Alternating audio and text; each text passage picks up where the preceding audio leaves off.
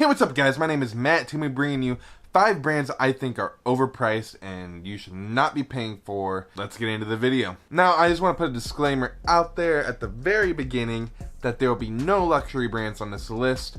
I feel that luxury brands in general are technically overpriced. I think with those brands, I think that you do pay a little bit for the name, a little bit for the exclusivity, and for most people it is overpriced in general, and that's what makes it a luxury brand. They do use better materials on some stuff, but not everything.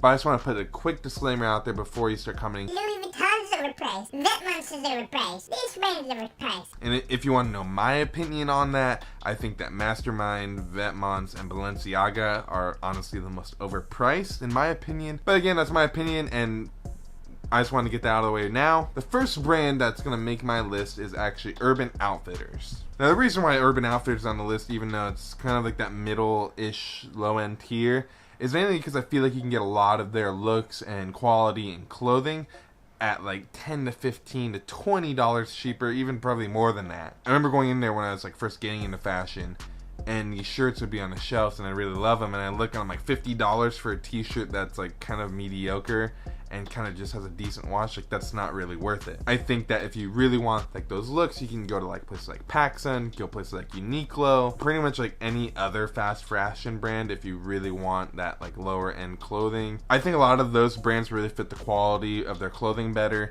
than Urban Outfitters does. I'd say similar but better brands that you can get for your price are ASOS, Pacsun, CottonOn. Like, those are my 3 that I would go with besides Urban Outfitters personally. The second and third brand on this list are going to be together, and it's going to be Movement and Daniel Wellington. You can almost put Vincero in there too, because they're all kind of like 3 similar things. They're first marketed as this direct-to-consumer brand, and nowadays is not like that at all. But in all honesty, a lot of their watches, you can actually have them for like $15 on AliExpress if you can just wait a little bit for shipping, versus the over $150 retail that a lot of these really go for. In all honesty, these are really like not very well made watches, but they're selling for a really high price, and honestly you can go with a lot of different brands for around the same price as these are being charged for. And I'm not really going to get into like the quartz movement versus automatic movement or anything like that, but just know that like you can literally go buy like a Seiko watch. For me, I would say even like a Fossil watch is better made than from what I've seen. Or honestly, you can literally go buy the same exact watch from AliExpress for around $15 to $25.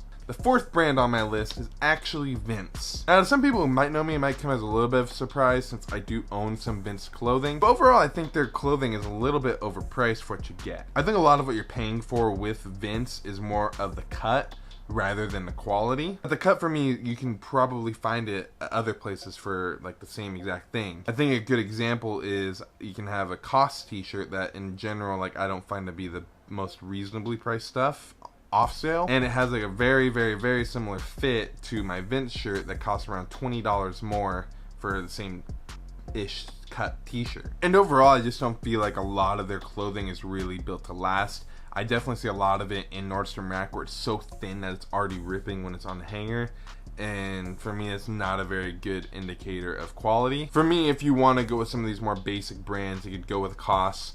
2 that I would recommend would be John Elliott and James Perse. I think both of those brands do a better job at maintaining their quality for the price that they're charging for. James Perse still has a little bit of a price tag bump because of the name, but overall I'd say that those are your best like basic brands that really do excel in the quality over anything else. The 5th brand on my list and final brand is G-Star Raw. I feel like a lot of their clothing that they have is just a little bit overpriced. I'd say mostly the denim for me. I think $150 for what they have to offer is just too much.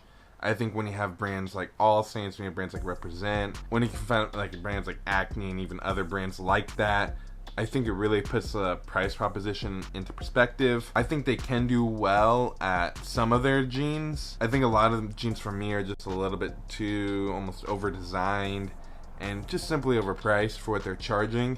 I think $150, $190 is just insane for the quality. I've seen the stuff in hand, and for me it just didn't impress that much. Even if you look at like a brand like Kasubi, that's like $190, $200. all of those brands I just named are better quality than G-Star for me. That's not to say that G-Star can't fit you better than the other brands. For me personally, I just find that they're a little bit too overpriced for what they're offering on the market. These are my top 5 overpriced brands on the list in the fashion industry. Let me know what your guys' are in the comments below. I'd love to hear what you guys think. Just know that just because something's expensive doesn't mean it's overpriced. I think overpriced is more if they're pricing something at $200, is it really worth $100? But like I end every video here, please like, comment, and subscribe, and I will see you in the next video.